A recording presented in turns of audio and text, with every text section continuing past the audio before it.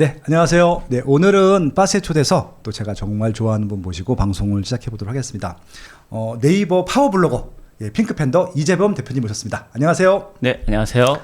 작년에 읽었던 책 중에서 팬더님께서 가장 좋아하고 추천할 만한 책들 10권을 한번 소개해 드리도록 하겠습니다. 작년에 읽으셨던 책 중에서도 이렇게 읽은 순서대로 한번 말씀을 드리도록 하겠습니다. 네, 첫 번째로 뽑아주셨던 책이 네. 워렌 버핏 바이블 네. 2021년입니다. 네네네.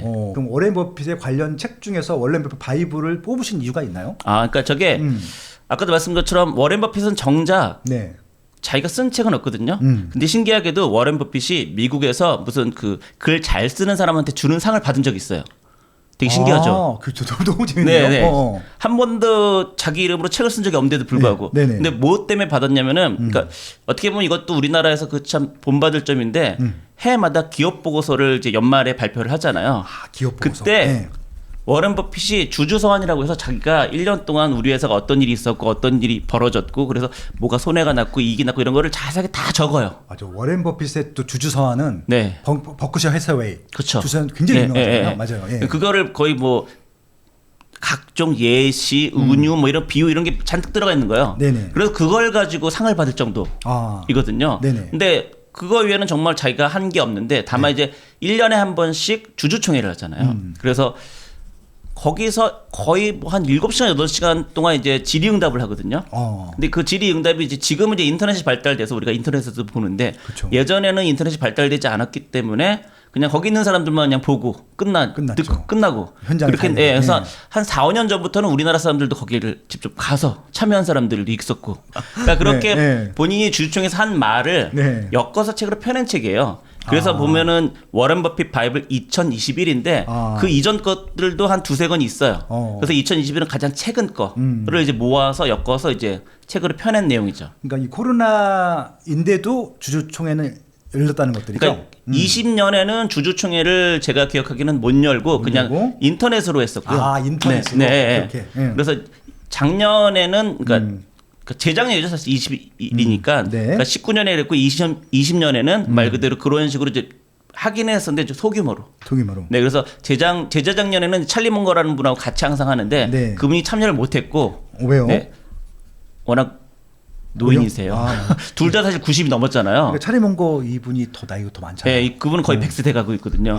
이분도 대단하신 분이에요. 그렇죠. 두 분 다 90세가 이제 넘었으니까 그래서 코로나 때문에 참여를 못했었고 재작년에는 둘이 참여해서 이제 얘기를 했던 거로 기억을 해요. 그래서 이제 거기에 나온 질의응답 내용들, 그쵸, 혹은 네. 주주서한 내용들을 네. 엮어서 나온 책이다. 그렇죠. 예, 근데 내용이 좋죠, 당연히. 당연히 아무래도 물론 이제 워런 버핏 책을 계속 읽다 보면은 네네. 한 얘기 또 하시는구나라는 생각은 들어요.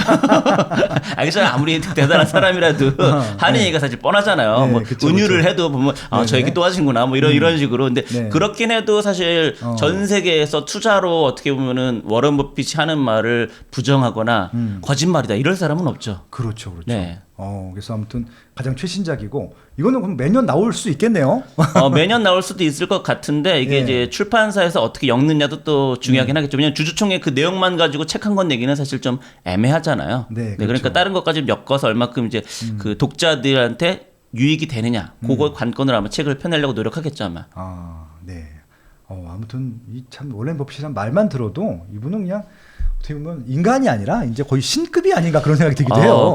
그분은 뭐 말 그대로 저희 같은 사람은 도저히 따라할 수 없는 하루 루틴을 사실 갖고 있으시니까. 네. 네. 그래서 이제 서평 쓰신 것 중에 좀 일부러 보니까 여러 가지 좋은 말이 워낙 많지만 이 중에서도 영업 이익에만 집중하라는 말이 가장 좋다라고 평가하셨어요. 네. 이게 뭐 어떤 얘기인가요? 그러니까 이제 우리가 주식 투자를 하거나 뭘 하면은 네.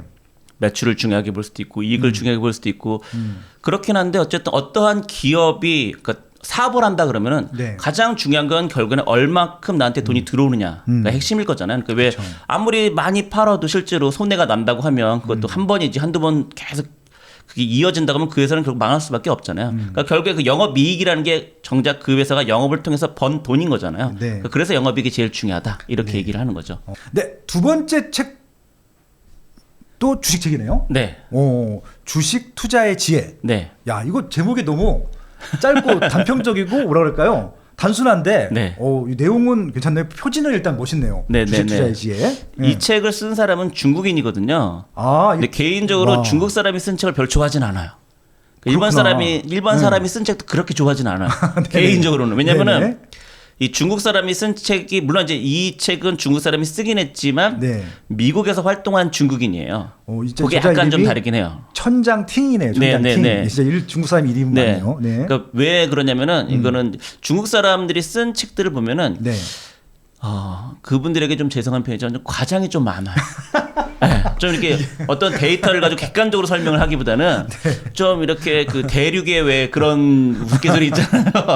그런 것들이 좀 많아서 읽다 네. 보니까 좀 별로다라는 생각을 할 때가 좀 많거든요. 중국 네네. 책 같은 경우는. 네네. 근데 이 책은 그럼에도 불구하고 읽었을 때 이 사람이 정말 미국에서 투자를 하면서 네. 자기가 시행착오를 겪은 내용들을 자세하게 다뤘거든요. 그래서 정말 그러니까 실전 투자자가 쓴 책이죠, 결과적으로. 그러니까 가감 없이. 그렇죠. 그래서 괜찮다라고 판단을 들어서 이제 선정을 했죠. 그러니까 중국이긴 하지만 일단 활동 투자 자체를 중국이 네. 아닌 그러니까 흔히 말해서 왜 그 미국계 중국인 뭐 이렇게 그렇죠. 표현을 해야겠죠. 여기서 네. 하시는 분이기 때문에 어떻게 보면 이제 중국의 이런 가치관 네. 하고 미국의 선진 기술 네, 그래서 아마 네. 자기만의 노하우를 만들었던 그렇죠. 그런 책인 네. 것 같고 이 책이 아마 단종이 됐던가 출간이 안 됐다가 네. 국내에 있는 이게 투자회사 대표님이 그렇죠.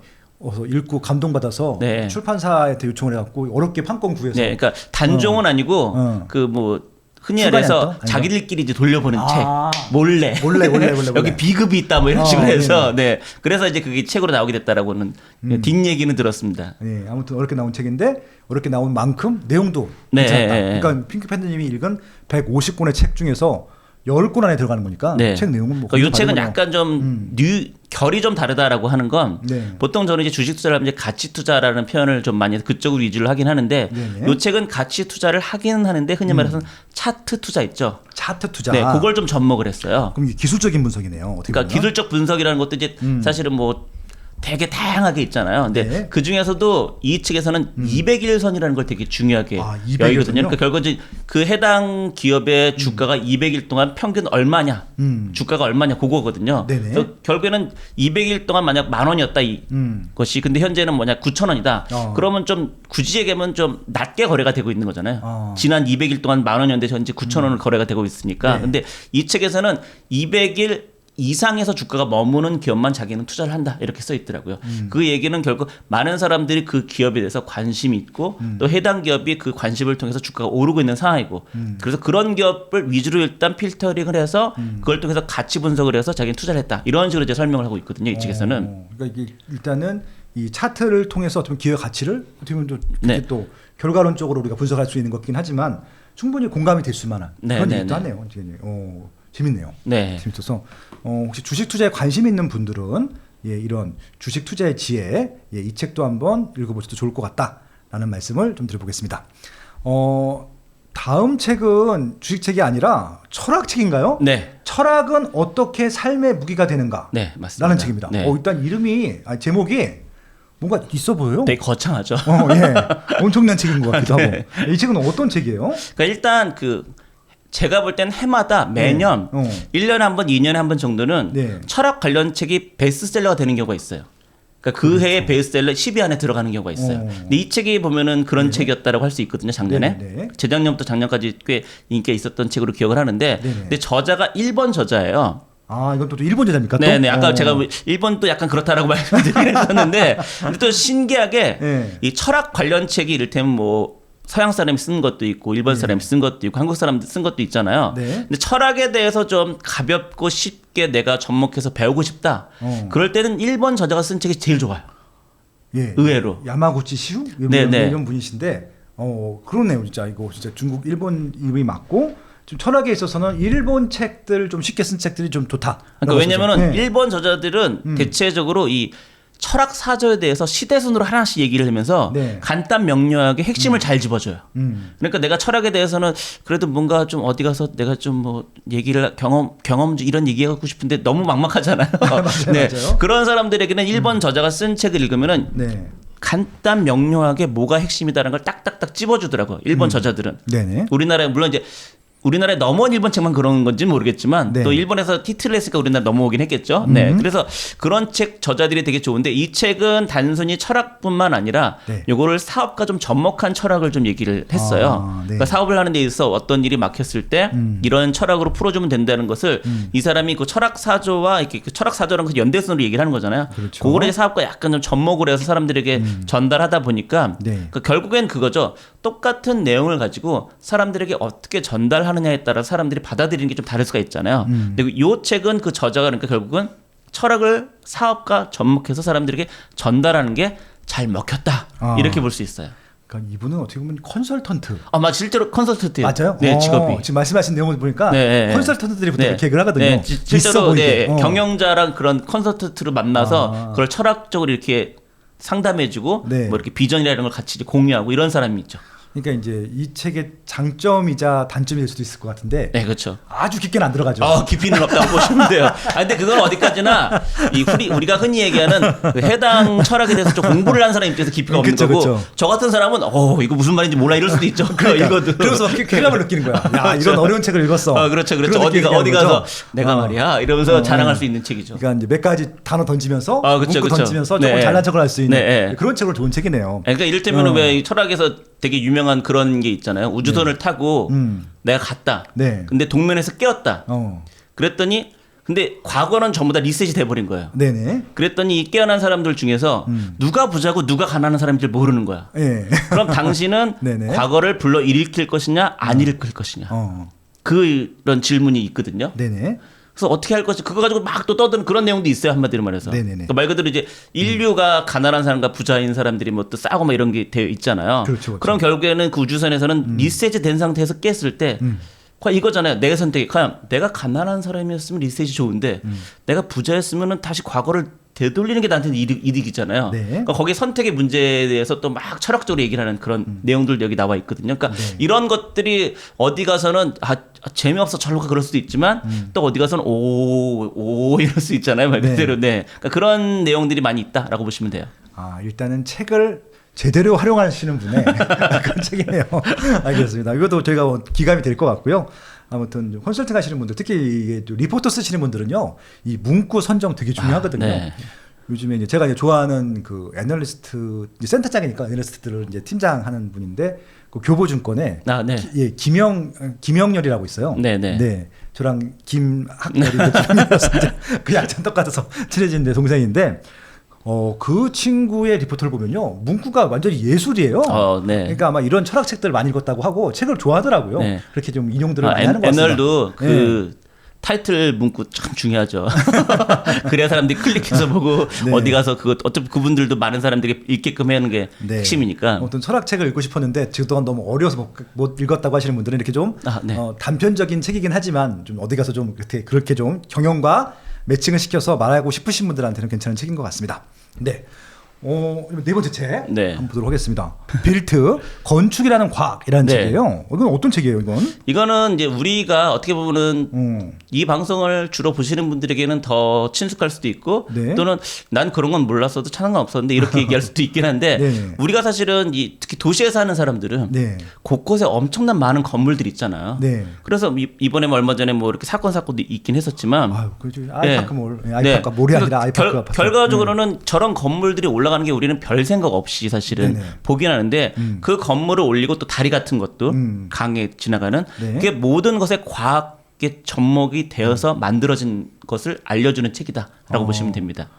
일단은 빌트가 뭐예요? 빌트는 이제 그렇게 영어로 얘기를 하시면 제가 딸려서 일단 짓다라는 뜻이니까 그런 의미예요. 그래서? 네네. 그러니까 말 그대로 짓는 모든 것. 왜 보면은 우리 지진 났을 때 꼭대기에 있으신 분들은 되게 무서워하잖아요. 흔들리는 거 느낀다고. 근데 사실은 그게 흔들려야지 원래 되는 거잖아요. 그렇죠. 과학적으로 흔들리지 않으면 오히려 이게 부러지잖아요. 네. 맞아요. 그러니까 그런 것들이 이 책에 왜 그렇게 지은 것인지 그리고 또 이게 우리가 지금 고층 아파트에 사는데 옛날 사람들도 고층 아파트에 살았고 싶었을 텐데 그럼 왜 옛날에는 왜 고층 아파트를 안 지었을까? 결국엔 그게 엘리베이터가 없었기 때문에 그렇거든요. 만들 수 있었으나 네, 엘리베이터가 그러니까 없었기 때문에. 엘리베이터가 없어. 그러니까 왜냐면 사람이 어떻게 10층까지 매일같이 올라가 다니겠어요. 걸어서. 근데 이 책에 의하면 500m까지는 엘리베이터를 한 번에 올릴 수가 있대요. 근데 그 이상은 뭐 과학적으로 힘들어서 그래서 실제로 옛날에 지은 것들은 500m 이상은 엘리베이터를 500m 근처에서 내려서 갈아타서 올라가야 돼요. 근데 요즘은 무슨 또 그게 과학 기술이 또 건축 기술이 발달해서 한 번에 올라갈 수 있게끔 지금은 또 했다고 하더라고요. 그러니까 이 책에 나오는 그 부르즈 칼리파 네, 삼성물산 네, 지구 네, 같은 네, 경우는 네. 그거는 뭐 진짜 뭐 거의 800m가 넘어간다고 그렇죠. 그러는데 네. 그게 과거엔 그게 불가능했는데 그렇죠. 지금 기술적으로 가능하다. 네, 그런 네, 거죠. 네, 네. 뭐 다리 같은 경우도 왜 보면은 이게 저게 신기하게 왜 다리를 지을 때 항상 그거는데요. 한꺼번에 그 다리 위에 모든 차들이 있을 때도 무너지냐 안 무너지냐를 테스트를 해야 된대요. 그렇죠, 그렇죠. 네, 그러니까 그런 것들 우리는 사실은 별 생각 없이 그 건축물을 보는데 네. 이 책에는 그런 과학적인 걸 근거로 해서 어떻게 해서 그러니까 이 책을 쓴 저자가 실제로 건축가이신데 예. 건축을 그냥 건축가는 아니고 뭐 연구원 그런 거에서 건축을 같이 접목을 하시는 분이더라고요. 그래서 네.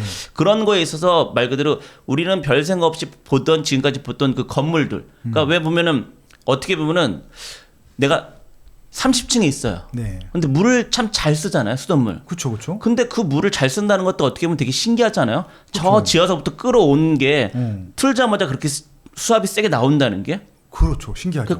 왜냐면 우리는 지구에 살고 있기 때문에 중력이 있거든요. 그렇죠. 그건 중력을 역행하는 거잖아요, 말 그대로. 그렇죠. 그러면 네. 좀 어려운 일이죠. 그렇죠. 그러니까 그런 것에 대한 얘기가 여기 있다는 거죠. 그게 다 이제 건축 기술이 발달하면서 그런 것들이 접목돼서 우리가 그렇게 편안하게 살 수 있다. 건물에서.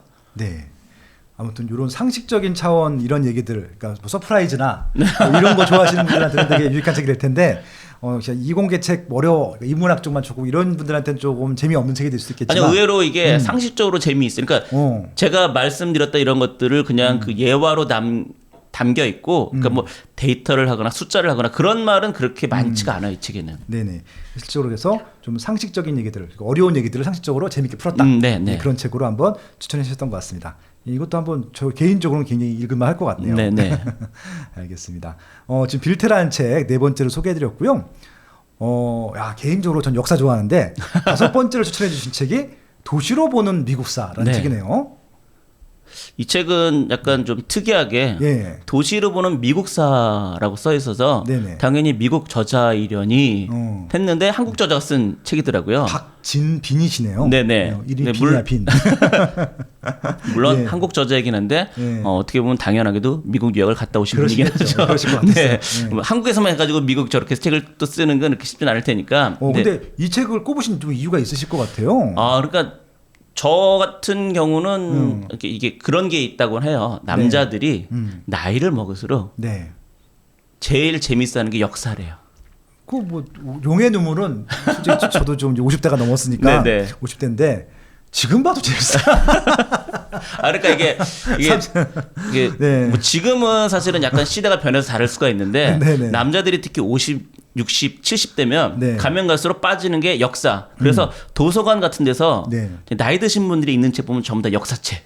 그러니까요. 네. 그러니까 딱히 친구도 없고 할 것도 없고 그러니까 제일 재밌는 게 역사책이라고 하더라고요. 그러니까 제가 팟빵 팟캐스트 방송, 그러니까 뭐 네이버 오디오 클립 마찬가지인데 다른 거 요새 안 듣고요. 썬킴의 세계사 정보만 듣고 있어요. 너무 재밌어. 그분은 좀 되게 말을 재밌게 화려하게 네. 하시긴 하더라고요. 네. 그러니까 제가 이제 로마인 이야기도 옛날에 읽어봤었는데 그냥 재밌게는 읽었었는데 네, 네, 다 네. 까먹었거든요. 정리가 안 돼. 그러니까 내가 로마 역사를 얘기하라 그러면 못 하겠어요. 제가 그렇죠. 읽었는데도. 근데 그분이 로마사를 정리해 준 게 있어요. 그러니까 딱 9분씩 해서 열 몇 편으로 정리했는데 한 번에 이해가 됐어. 그래요? 그 능력인데 너무 재밌더라고요. 그 어려운 로마사를 그렇게 그분이 무슨 학원 강사 출신인가 그렇게 들었거든요. 영어 학원, 영어 강사 뭐 그렇게 출신. 예, 아마 해외에서 살다 오신 분인 것 같더라고요. 예. 그래서 아무튼 그만큼 이제 일반 남자분들은 40, 50대 되신 분들은 역사를 좋아하시는 것 같긴 해요. 맞아요. 네. 근데 이 책은 어떤 책이에요? 역사 어떤 그러니까 역사예요? 일단 저 같은 경우는 그 약간 헐리우드 키드였었거든요. 그렇죠. 뭐 아마 저희 세대, 저희 약간 윗세대는 그러신 분들이 되게 많았죠. 네. 어릴 때만 해도 한국 영화, 한국 드라마가 이렇게 많지도 않았어. 재밌는 게 있지도 않고. 이거 잘 안 봤어. 솔직히 잘 안 본 이유 중에 하나가 너무 못 만들었어요. 그러다 보니까 사실은 헐리우드 영화를 되게 많이 봤거든요. 맞습니다. 그러다 보니까 자연스럽게 미국 역사는 뜨문뜨문이라도 머릿속에 있는 거예요. 남북전쟁부터 해서 네. 이를테면 저는 어떻게 보면 한국에서만 살았기 때문에 전혀 관심 없는 흑백 갈등 이런 것들도 헐리우드 영화를 자꾸 보다 보니까 흑백 저런 식으로 갈등을 쟤네들은 하는구나. 그렇죠, 그렇죠. 그러니까 그런 것들을 사실 어떻게 보면 영화는 맥락은 없는 거잖아요. 네. 그 사건만 딱 보여주는 거니까. 근데 이 책에서는 그런 맥락들을 보여주는 거예요. 왜 그런 흑백 갈등이 일어났었고 그리고 네. 도시에서 결국에는 도시가 성장을 하게 되잖아요. 도시가 성장을 하게 되면은 사실은 미국은 원래 이제 백인들의 도시였었는데 흑인들이 오고 또 이를테면 뭐 유색인종들이 오고 네. 그러다 보니까 갈등들이 있을 거 아니에요. 그런 갈등에 따라서 미국의 그 역사가 같이 지금처럼 된 거잖아요. 그렇죠. 거기에 대해서 이 책은 각 뭐 시카고라든가 LA라든가 그래서 여기 보면은 우리가 흔히 얘기하는 LA 폭동 사태 되게 유명하잖아요. 네. 그러니까 그런 것들이 왜 일어났었고 그걸로 인해서 미국 사회가 어떻게 발전을 했고 그리고 또 어떤 도시들은 현재 많이 쇠락을 했었다. 그러니까 여기 나오는 필라델피아 같은 게 그렇죠. 대체적으로 그때 만국 박람회를 필라델피아에서 한 번 했었고 또 하려다가 결국에는 안 됐었다고 해요. 근데 그런 것들이 결국에는 도시가 살아남기 위해서 한국보다는 훨씬 더 큰 국가하고 땅덩이가 넓으니까 그래서 그런 것들을 했던 게 실패해서 지금은 많이 쇠락을 했지만 그래도 필라델피아 같은 경우는 여전히 미국에서는 되게 상징적인 도시이다. 왜냐하면 그게 결국에는 영국 이런 청교동맹에서 넘어온 첫 곳이 필라델피아이기 때문에 그렇죠, 그렇죠. 그러니까 그런 것들을 이 책을 통해서 보면서 그러니까 결국은 필라델피아가 실제로 그 필라델피아라는 영화도 있었어요. 혹시 기억하시는지 모르겠는데 톰 행크스 나오는 덴젤 워싱턴이 둘이 그 뭐야 그 아무튼 나무 주연상 처음 받았던 네, 톰 행크스가 결국 이제 그 약간 그 동성애자로서 네, 그 게이, 에이즈 걸려서 그래서 예. 내 그 권리를 찾겠다 해가지고 결국 싸우는 거잖아요. 그래서 그 자유, 결국 이게 미국의 가치다 뭐 이런 식으로 영화가 맞습니다, 나와 있는 맞습니다. 거잖아요. 그러니까 그때는 필라델피아라는 영화를 그냥 아무 생각 없이 그냥 봤는데 이 책을 읽으면 필라델피아를 배경으로 해서 그렇게 했던 건 미국에서는 되게 의미가 있었던 거였겠구나. 걔네들 입장에서는 필라델피아가 어떠한 상징을 갖고 있는지 알 테니까. 그렇죠, 그러니까 그런 것들이 이 책을 통해서 좀 더 이제 디테일하게 알 수 있다. 이렇게 볼 수 있죠. 영화 볼 때 굉장히 도움이 되겠네요. 그렇죠. 우리는 그렇게 되면 미국 영화를 좋아하기 때문에 네. 시카고도 마찬가지고 저기 네. 또 알카포네, 그렇죠. 언터처블, 야 그런 거잖아요. 네, 뭐 뉴욕 같은 경우는 워낙 영화가 네, 많아서 그렇죠. 네. 딱 떠오르는 게 시티 오브 뉴욕이라고 그 네. 레오나르도 디카프리오 나오는 거 있잖아요. 진짜 아주 초기의 뉴욕, 그렇죠. 그 맨하탄 그 개발되기 네, 전에 그거 생각나고 그러네요. 개인적으로 재밌을 것 같아서 그런 저도 것들이 읽어봐야겠네요. 이제 자연스럽게 나오기 때문에 더 재미가 있게 읽을 수가 있죠. 네, 야 아무튼 도시로 보는 미국사. 이거 아마 다른 분들은 선택 안 하셨을 것 같은데 역시 연령대가 4050이기 때문에 아마 선택하신 것이 아닌가 개인적으로 저도 좀 좋아합니다. 네. 와 이제 다음 책은 제가 아는 책이네요. 네. 제가 추천자를 썼고 이거 출간되는 날 저희 방송도 같이 했었어요. 네네네. 조금 전까지 여기 있다 왔는데 네, 대한민국 재건축 재개발 지도 라는 책입니다. 네, 제가 기억하는 한 팬더님은 이게 부동산 책을 거의 상위 순위 안 꼽으셨던 것 같거든요. 심지어는 부동산 책이 많이 나왔을 때 그런 것 같아요. 네네네. 근데 지금 어떻게 보면 지금 부동산이 조금 이렇게 좀 아주 옛날만큼 책이 많이 팔리거나 그렇죠. 관심이 좀 뜨거운 상황은 아닌데 대한민국 재건축 재개발 지도에 좀 어떻게 보면 추천하셨던 이유가 있을까요? 네. 그러니까 지금 말씀하신 게 맞는 게 아무래도 부동산 쪽 아는 지인들이 많다 보니까 네, 그렇죠. 그 연말에 이거 선정을 할 때 저 혼자 스스로 고민이 돼요. 네. 왜냐면 이 책 괜찮은데? 라고 해서 그 책을 선정하면 선정 안 된 사람들이 있을 거잖아요. 네. 그러면 아니 팬더님 내 건 안 해주고 좀 그렇다 이렇게 될 수 있잖아요. 사실 아예 그냥 순위에서 뺀다. 그래서 제가 아예 그 매년 연말에 이거를 발표를 할 때 밑에 아예 썼어요. 아는 지인이나 이런 분들은 뺐다고. 네. 아무리 책이 좋아도 일단은 뺐다고. 그래서 내 책이 맨날 빠진 거죠? 그래서 사실은 지금 이거는 했는데 2021년 후반기에는 그 작년에 패션님이 책 썼던 거는 포함돼 있죠. 그랬어요? 탑 10에. 네. 그래요? 네, 탑 10에는 포함돼 있어요. 있어요? 후반기에. 1년은 1년은 빠졌는데 1년만 봤어. 1년은 빠졌는데 후반기에는 거의 포함이 돼 있었어요. 아유, 감사합니다. 어쨌든 그렇게 했었는데 지금은 또 한편으로 이렇게 지금 이제 지인들이 이제 거의 책을 이제 안 내고 있거든요. 그러니까 약간 거기에서 좀 자유로워졌고 저도. 그리고 또 하나는 이거를 아무래도 선정을 할 때 제가 목록을 쭉 보면서 쫙 적어놔요. 이 책은 선정할 만하다라고 해서 쭉 적어놔요. 그럼 쭉 적어놓으면 어떨 땐 10개가 넘어갈 때도 있고 그쵸. 어떨 땐 10개가 안 될 때도 있어요.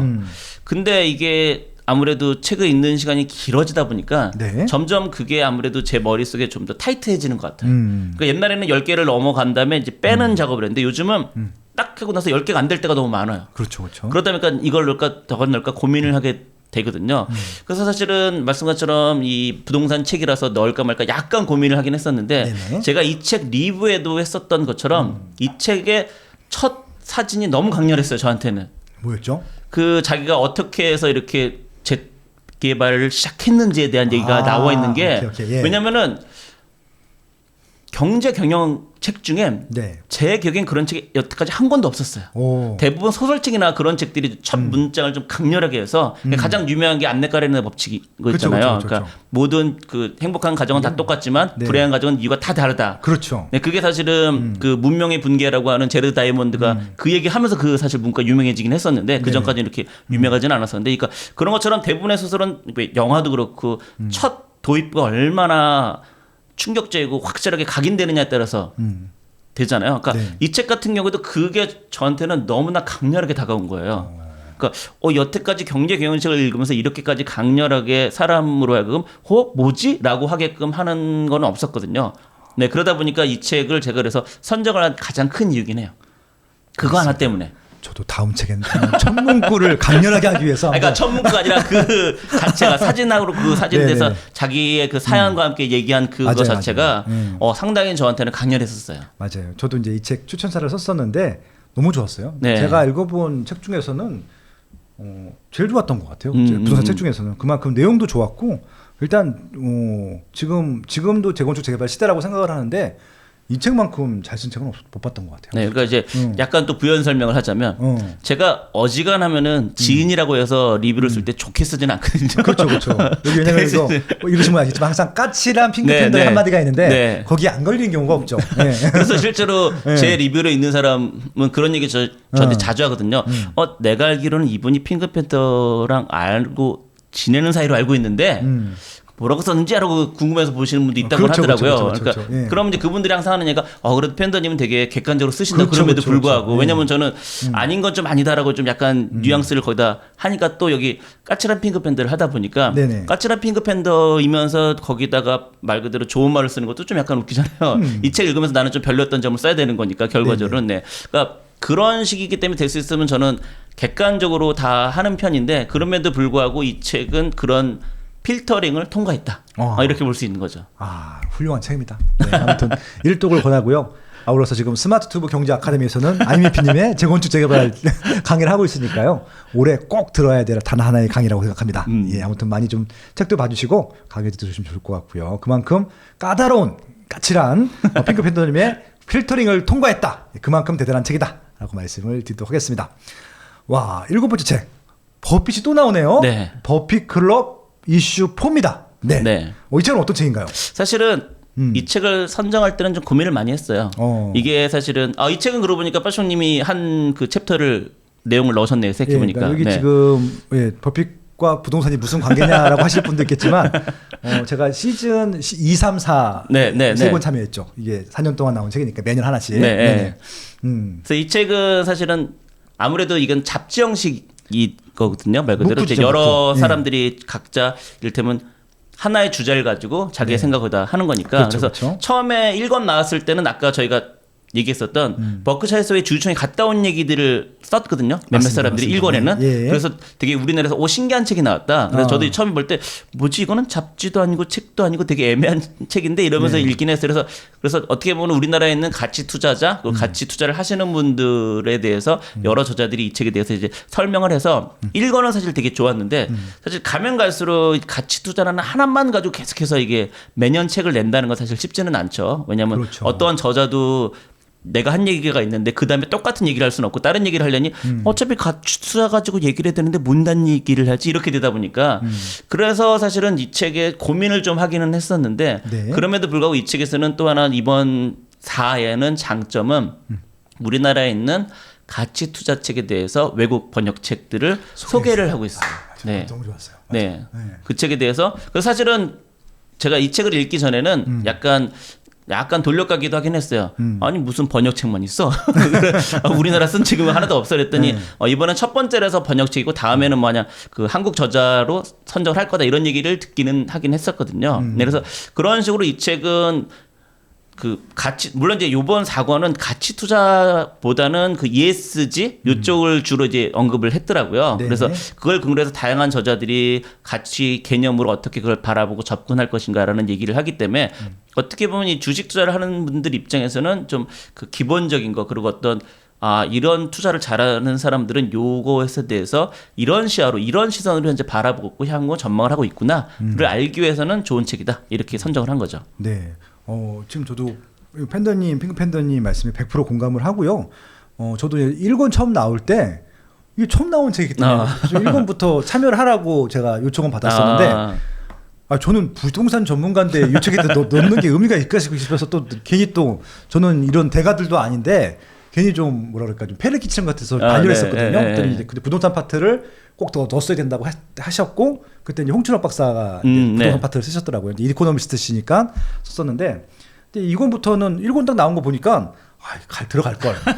후회가 돼서 이건 또 바로 요청하셨길래 예 이건 하겠습니다. 그러고 이제 이건부터 들어갔었는데 그래서 이건부터는 들어갔었는데 이건부터 참여했던 것들 자체가 너무 좋았어요. 왜냐하면 이제 제가 글을 쓰는 것도 좋았는데 거기 같이 했던 그 집필진들이 정말 대단하신 분이에요. 그렇죠. 우리나라에서는 네. 흔히 말하는 빵빵하신 분들이죠. 그러니까 이게 단순히 그냥 뭐 나 이만큼 해서 돈 벌었어 이런 분들 하나도 없고 연구하시는 분들이고 또 책을 또 많이 쓰시는 분들이고 많이 또 번역도 하시는 분들이고 책을 또 많이 소개해 주시는 분들이어서 네. 그런 분들과 그냥 같은 뭐 어깨라고까지는 모르겠지만 같은 책에 이름을 올린다는 것만으로도 굉장히 뿌듯했기 때문에 제가 적극적으로 참여했었고요.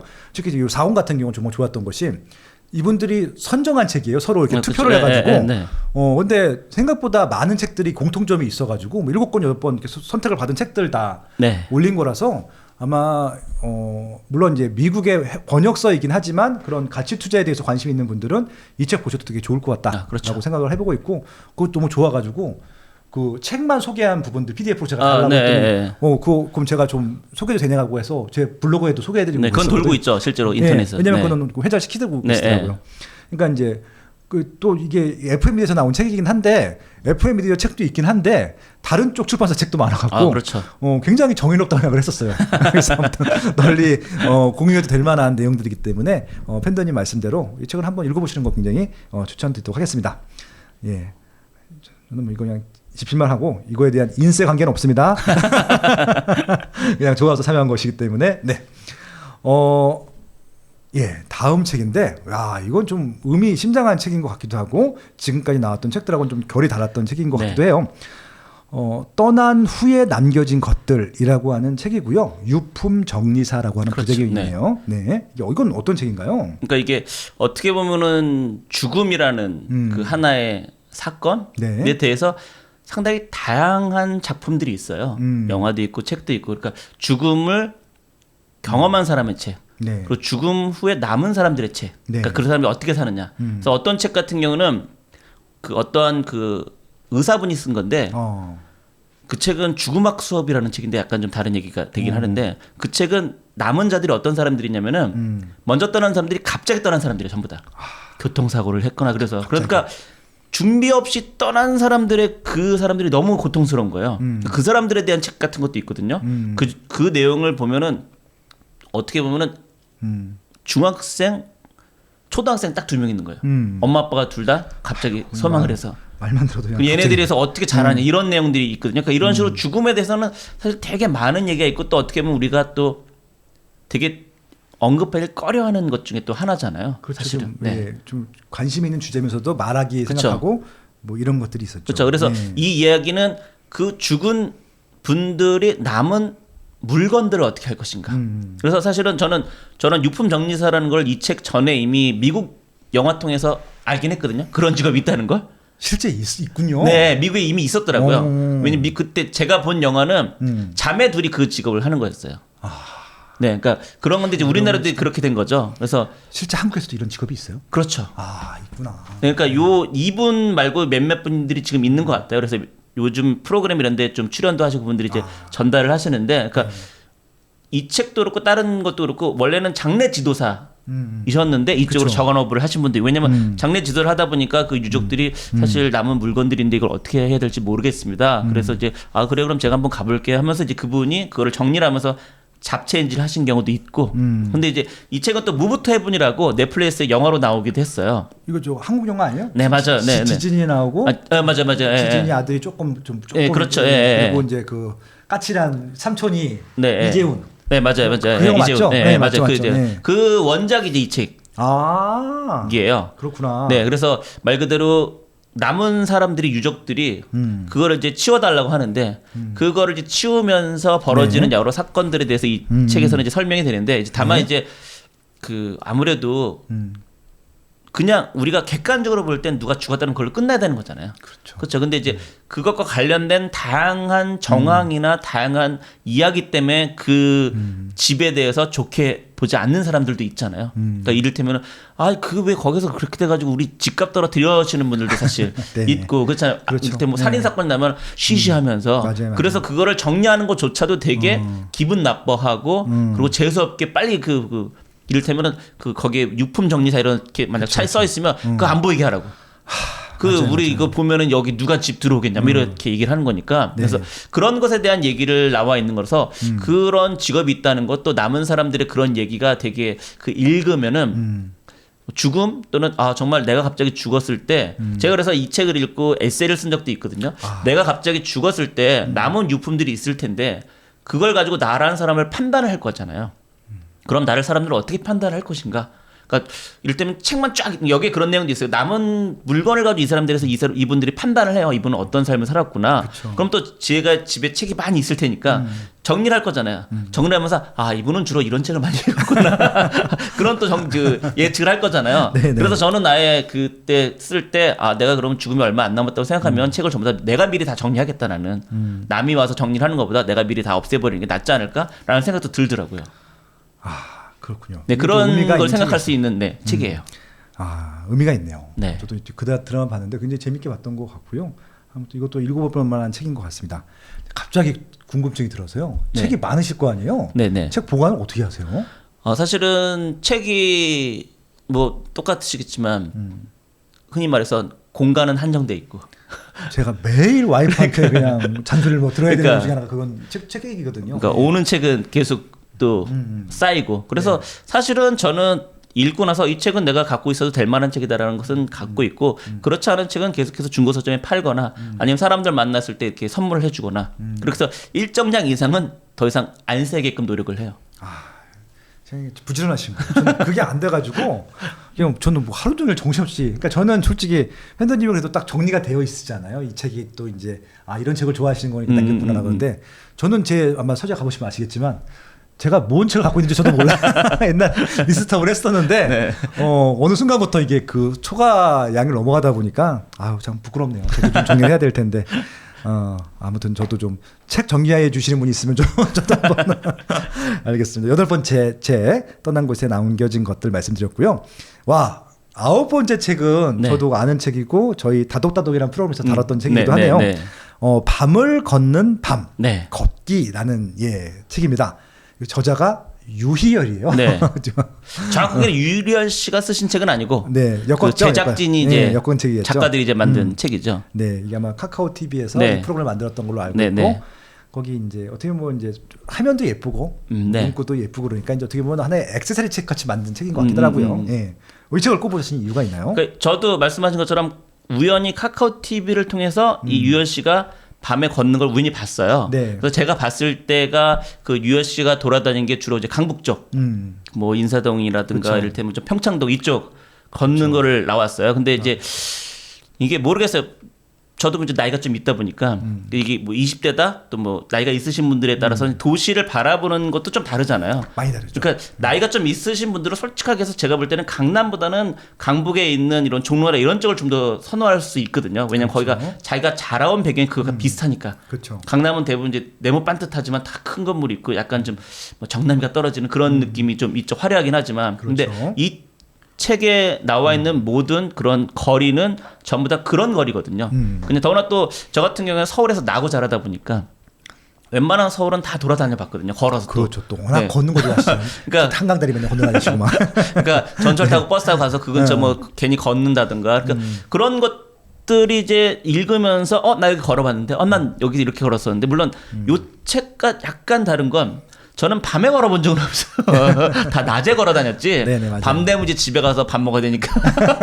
더나 또 이제 흔히 얘기하는 될 수 있으면 이제 퇴근 시간은 겹치지 않도록 노력을 하니까. 맞아, 근데 대신 이제 이 책은 밤에 그래서 이거를 읽었을 때 나도 한번 나중에 밤에 한번 걸어보면 좋겠다. 코로나 좀 끝나고 한 8시, 9시쯤에 걸어보면 또 느낌이, 왜냐면 또 야경도 또 느낌은 다르긴 하잖아요. 그렇죠. 실제로 이거는 책에는 그 느낌은 없지만 카카오 TV로 봤을 땐 그 느낌 분명히 있거든요. 야경 보여주는 그 느낌이. 뒤가 배경 같죠, 그냥. 아, 그렇죠. 예. 네. 그래서 이 책을 읽으면서 그런 추억도 많이 떠오르고, 그리고 저도 이제 걷기를 워낙 좋아해서 실제로 뭐 걸으면서 여러 생각도 하고 그래서 실제로 걸으면서 생각하는 걸 책으로 펴낸 사람들도 꽤 많이 있잖아요. 네. 그래서 그런 것들이 여러 가지 결부돼서 어떻게 보면 이 책은 정말 부담 없이 가볍게 읽을 수 있는 책. 특히 그 서울에서 나고 자라신 분들이라고 하면은 이 책을 읽었을 때 자기 어렸을 때를 더 많이 떠올릴 수 있지 않을까? 그렇죠. 네. 혹시 만약에 이 책에 소개된 지역과 뭐 살았던지 일을 네, 했던지 그렇죠. 아니면 네. 또 방문했던 경험이 있는 분들한테는 추억거리도 되기도 그렇죠. 하고. 뭐 누구랑 네. 같이 뭐 친구랑 갔다든가 뭐 이성 친구랑 갔다든가 그런 것도 있을 수 있고. 헤어진 전에 애인의 집일 수도 네. 있고. 네. 흔히 말하는 남산 돈닦기를 가면 헤어진다 뭐 그런. 네. 저희 다독다독에서도 이 책을 이제 소개하기도 했었었는데 여기가 10개인가 10몇 개 소개를 좀 했는데 저는 여기 다 아는 네. 지역이고 심지어 여기 책에 나온 지역들이 제 블로그에 다 답사기로 다 있어요. 그래서 이제 겹쳐가지고 그때 이제 다독다독에서도 그렇게 이제 제 유열 씨가 한 느낌하고 제 느낌이랑 이렇게 비교해 보는데 뭐 저보다 한 살 많은 형님이십니다. 네. 팬더님이랑 동갑이시잖아요. 친구시네. 아무튼 이제 그래서 좀 그런 동년배 느낌이 들어서 좋았던 네, 것 네. 같고 지금 말씀하신 대로 이게 저는 주로 낮에 많이 가지만 밤에도 가면 되게 좋고 네, 이게 그렇죠. 낮과 밤에 분위기가 좀 달라요. 네. 그러니까 낮에는 조금 좀 별로인 지역도 있어요.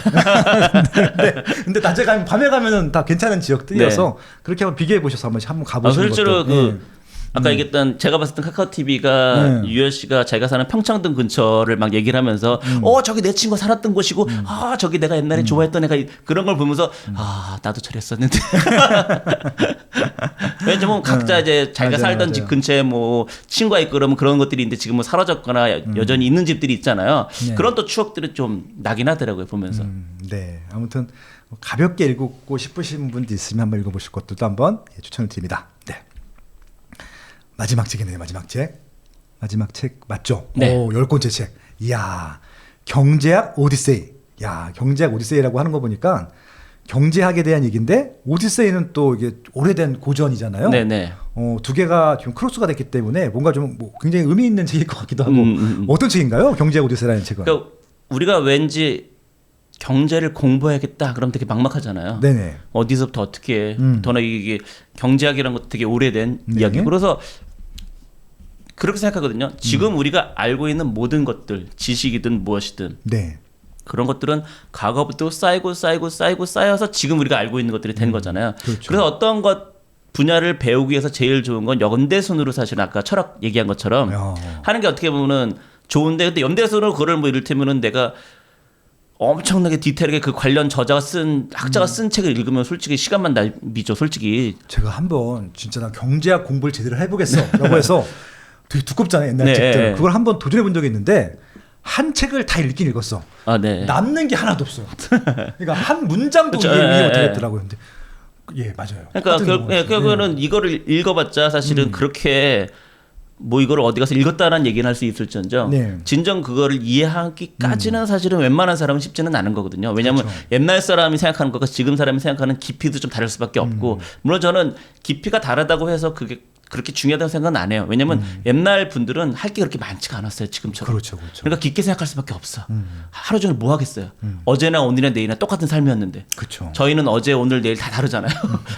하루 이틀만 뭐 방송만 안 봐도 무슨 일이 벌어지는지 흐름을 못 쫓아갈 정도니까. 그렇죠, 그렇죠. 그러니까 그분들은 그만큼 더 깊이가 있을 수밖에 없지만 하지만 저분들이 하는 얘기 만약 직접 만나서 얘기를 한다 그러면 우리가 모를 리는 없다고 봐요. 네. 왜냐 우리는 그런 것들을 토대에서 우리가 알고 있는 지식들이 현재 생긴 거기 때문에 근데 그런 것들을 좀 제대로 나지 못해도 내가 알고 있는 이 자본주의 경제라는 게 왜 이렇게 된 거지라는 것을 알기 위해서 제일 좋은 방법은 연대순으로 하나씩 하는 거거든요. 그래서 그런 책들이 시중에 꽤 많이 나와 있는데 이 책도 그런 책 중에 하나예요. 근데 약간 이 책은 재미있는 건 보통 그렇게 연대순으로 뭐 루소가 나오고 뭐가 나오고 뭐 춤페터 나오고 막 이러면서 그 사람들의 어떤 이야기를 하거든요. 저자에 대한 그 학자에 대한 얘기 간단하게, 이 사람의 이론에 대해서 간단하게. 네. 근데 이 책은 신기하게 돈이라는 한 가지를 가지고 경제순으로 얘기를 좀 해주더라고요.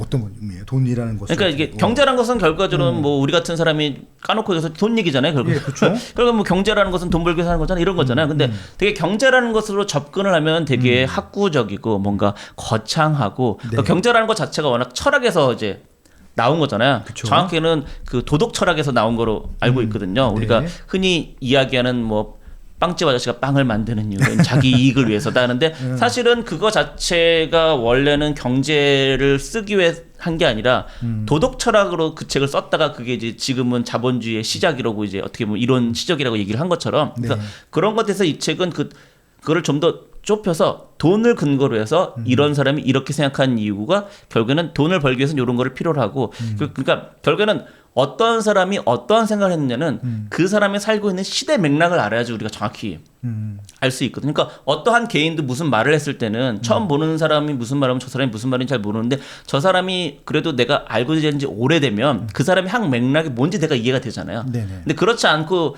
왜 편집으로 딱 하면은 저런 나쁜 또는 와 역시 이렇게 되는데 그게 아니라 그 사람 전체 맥락을 사실은 봐야 되잖아요. 그러니까 그런 것처럼 이 책은 그런 전체 맥락을 과거부터 근대까지 현대까지는 안 오고 그런 거를 하나씩 알려주고 있거든요. 그래서 그런 거에 관련돼서 좀 경제에 대해서 내가 깊이는 몰라도 이렇게 좀 조금이라도 좀 지식적으로 알면 좋겠다라고 하는 분들에게는 도움이 될 책입니다. 이것도 기본적으로 또 역사 좋아하시는 남자분들 좋아하실 것 같고 딱 보니까 여자분들은 또 살짝 안 볼 것 같은데. 여자분들은 밤에 저도 이 책을 읽었는데 저는 그냥 재밌게 읽었어요. 저도. 네. 예, 이 책을 읽었는데 일단 오디세이가 들어가면 읽게 되더라고요. 저는. 그렇죠. 그리스 로마 시대 얘기들을 좋아해서 네. 그러니까 그런 그리스 로마 시대 이 얘기를 알게 되면 뭐 북유럽 신화 이런 거 알게 그렇죠. 되면 어벤져스 이해할 때도 도움이 되고. 그렇죠. 예, 그렇죠. 마블 세계관이 거기잖아요. 예. 그래서 아무튼 얘기가 되는데 아무튼 경제 오디세이도 의미 있는 책 중에 하나였던 것 같습니다.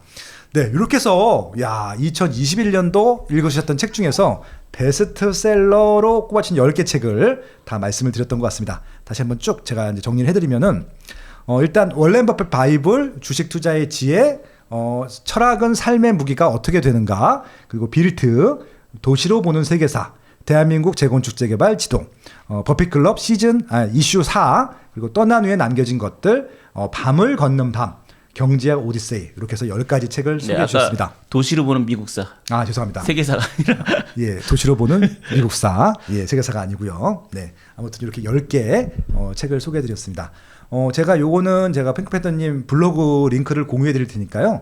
요 10개를 소개한 링크도 있고 각각 그 안에 들어가시면 10개에 대한 서평도 다 있으니까 책을 읽어보셔도 좋을 것 같고 책을 또 읽기가 좀 부담스럽다 하시는 분들은 팬더님께서 쓰신 서평 읽어보셔도 큰 도움이 될 것 같고요. 거기서 이제 끌리는 책이 있으면 한번 사보시는 것들도 추천을 드리도록 하겠습니다.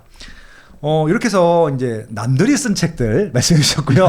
팬더님은 또 다작을 하기로 또 유명하신 분이시잖아요. 네. 그래서 집필하고 계신 책이 좀 있으신가요? 개인적으로는 곧 나올 책이 있고. 나와요? 네, 집필하는 책도 있고. 그래요? 지금 나올 책은 뭡니까? 나올 책은 이제 그 경기 아파트 지도라고 해서. 지난번에 서울 아파트 지도. 네, 2년 전에 서울 아파트 지도라는 걸 썼는데. 그래서 그 후속작으로 이제 써서 이제 곧 나올 겁니다. 나오고요. 이건 곧 나오나요? 1월 말에 현재 알겠습니다. 온라인으로는 할 수 있고 1월 말에 2월 그러니까 설 이후에는 오프라인에 깔리고. 알겠습니다. 이렇게. 네. 일단 설날 전후로 나온다고 얘기 들었고요. 그다음에 집필하고 계신 책은 또 뭡니까?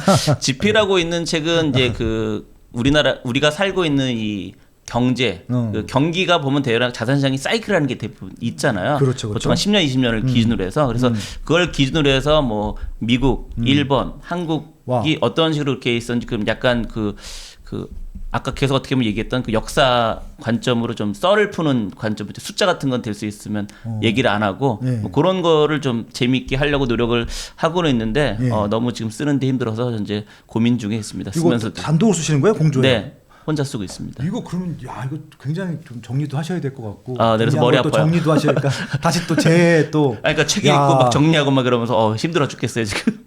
이거는 제가 봐도 엄청 끌리는 책인데요. 제 개인적으로는. 예, 그래서 저도 사실은 이거를 난 못 쓰겠는데 막 그러면서 쓰고 있어요. 아무튼 이 책도 한번 기대해 보도록 하겠습니다. 오늘 너무 재밌었어요. 역시 팬더님과 얘기하게 되면 그냥 얘기를 언제 끊어야 될지 모를 정도로 굉장히 좀 다양한 얘기를 나눌 수 있어. 또 취향도 비슷하고 관심사도 비슷하기 때문에 더 재밌게 얘기를 나눌 수 있었던 것 같습니다. 또 기회가 되면 또 영화 얘기도 했으면 좋겠고 드라마 얘기도 했으면 좋겠는데. 그러게요. 드라마 10하고 영화 10도 있는데. 근데 제가 좀 이제 좀 같이 말을 맞추려면은 제가 봐야 되는데 제가 집에 시험생이 2명이나 있다 보니까 드라마 영화를 거의 못 봤습니다. 그래서 요즘부터 네. 보기 시작해갖고 요거는 2022년도에 한번 반기 정도 지난 다음에 네, 보통 반기마다 또 선정을 하긴 하니까. 그때 한번 얘기를 나눠보도록 하시죠.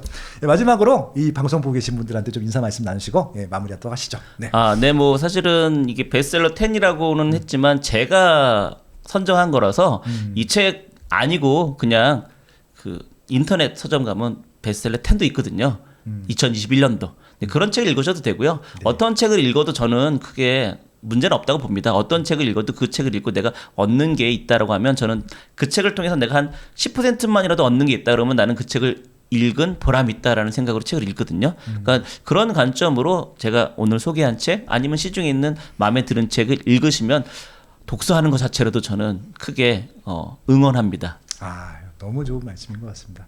저는 책 표지만 만져봐도 읽는 거에 준비했다 하고 있어서 책에서 나오는 기운이라는 게 있는 거라고 믿고 있거든요. 그래서 책의 기운을 좀 많이 받으셨으면 좋을 것 같고 많은 분들이 이 책 보고 진짜 별로다 재미없다 하시는 분들 많은데 저는 아무리 두꺼운 책이라 하더라도 뭐 다 훌륭할 수는 없고 다 이해할 수는 없잖아요. 그래서 한 문장이라도 한 단어라도 남는 게 있으면 그게 분명히 책으로서 효과는 다 했다고 생각을 하고 있거든요. 그래서 아무튼 여러분들 2022년도에는 책 좀 평소 때보다 작년보다는 많이 읽으시는 한 해가 되길 바라면서 오늘 빠스의 초대석 빠스 중의 답사기 핑크 팬더님과 진행했던 핑크 팬더 선정 2021년 베스트 10책 소개 시간을 마치도록 하겠습니다.